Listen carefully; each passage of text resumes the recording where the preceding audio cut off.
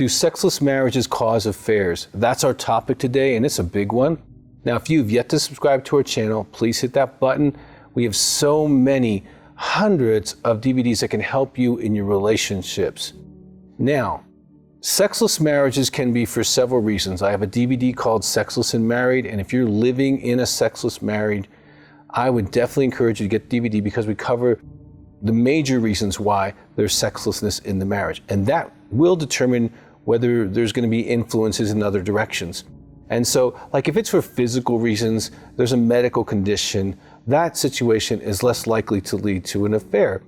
Especially if the disposition of the spouse is still to please you and to bring you to orgasm on a regular basis, well, then you're having a sexual life, even though they might not be having much of a sexual life. They are not in any way withholding from you or trying to pull away from you emotionally, spiritually, or even physically. Now, there are those who suffer with intimacy anorexia or other issues. Intimacy anorexia is the active withholding of spiritual and emotional intimacy from your spouse. They're too busy for you, they blame you, they withhold love, withhold praise, withhold sex, are very disconnected during sex. They are unwilling or unable to share their feelings. They use anger and silence as a way to control. They have ongoing criticism of you, and you feel married and alone. This isn't just about withholding sex. This is about withholding their heart. You will find in that kind of relationship, there's no sensuality. They're not touching you to caress you to make you feel good because they don't want to be intimate. They're not being romantic because they don't want to be intimate. You will be begging to be loved. You will tell them what you need and you won't get your needs met. And this goes on for years or decades, and that pain is massive. It's a neglect, it's trauma, and it's abuse. And so if you're in that kind of situation, the spouse who is being neglectful is 100% responsible for causing all of the pain. The pain is on them. Now, what you do with that pain, that's 100% on you. Some people, they medicate, alcohol, drugs, porn, they go on social media for hours a day, or they overwork, overexercise, they overdo something to compensate the imbalance and neglect and the abuse that they're suffering at home from their spouse who said they would love, honor, and cherish them, right? And so you're in pain constantly. Every night you go to bed and you're untouched and you're unwanted.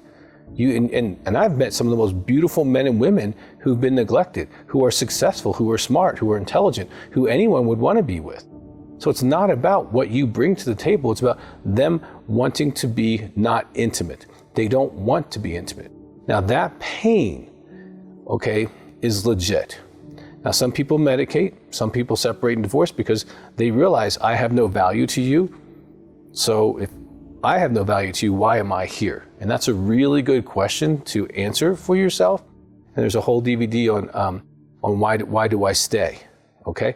So the cause could be the pain, but the responsibility would still be on the person, because you could go to counseling, you could, try to medicate or balance your life. You could file for a separation or divorce if you need to. There's other options in having an affair. However, when you're in pain, you're not always rational, especially if someone hits the buttons that you need. If you need words of affirmation and you're in the gym and some guy starts talking to you really nicely, or at work, or if you're a man and some woman just starts touching you in just a gentle way and you're not really being touched, your brain's gonna go off. So the pain causes vulnerability, but we can't give the responsibility to that spouse. We have to take responsibility for ourselves, because then we can't change or heal. Now, if you're in pain like that, I would definitely read the Married and Alone book. I would definitely get support. We have a Facebook group called Married and Alone for men and for women, separate groups.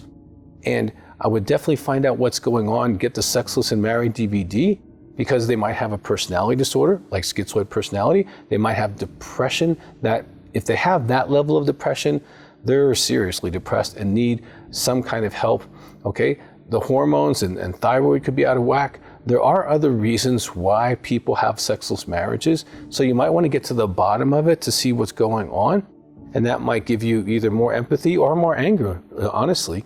When you find out that someone's willfully withholding sex from you, especially if they're over there having sex with themselves or others on a regular basis, you will be lit, and rightfully so. Now, I've worked with couples for over 35 years from all over the country, all over the world. We do intensives for people who have infidelity, affairs, and intimacy anorexia. You know, we have a whole training on intimacy anorexia, it's like 40 hours long. This is a real deal.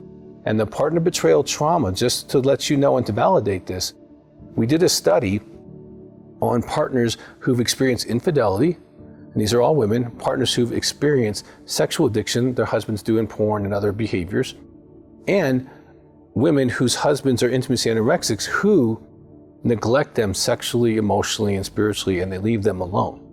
And we ran them through about 9 or 12 different grids, scientific scales, and what we found is within 1 or 2%, they were that close to each other. So the trauma of being neglected sexually is exactly the same impact as having affairs.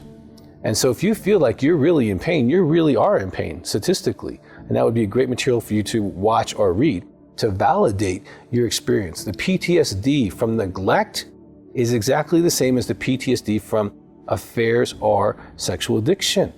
And I mean, they're usually in the 80-90% symptom level. And so your pain's real if you're living in a married, sexless marriage. It's real. And you really do need to get some kind of information and help and support. Having affairs isn't the best idea, okay, because those usually end up poorly and you feel poorly about yourself. And then you have that, and then the spouse has the, you know, kind of the self-righteous, well, I never did that to you, and they can punish you for decades. And I've seen couples go through that kind of situation.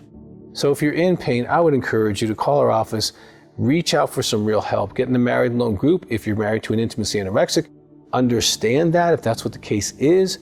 And if your spouse is willing to cooperate with you and get some help, you know, we do this every day here in our office. You can fly in, you can call, you can get telephone help. We want you to get where you really are healthy.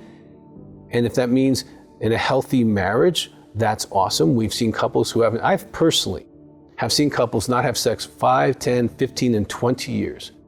And within weeks of doing what we're asking them to do after the intensive or the counseling, they not only are having sex, they like each other.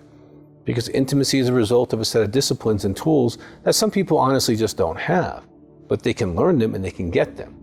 So I encourage you, if you're in this pain, get help for you, get help for the pain.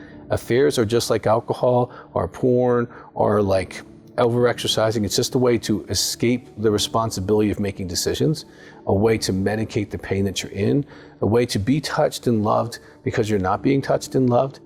But it genuinely will rarely turn into a long-term, committed, loving, integritous kind of marriage that you might hope for. So please take steps for yourself. And if you haven't subscribed, please subscribe. If you have a question, put it in the box. We would love to hear from you.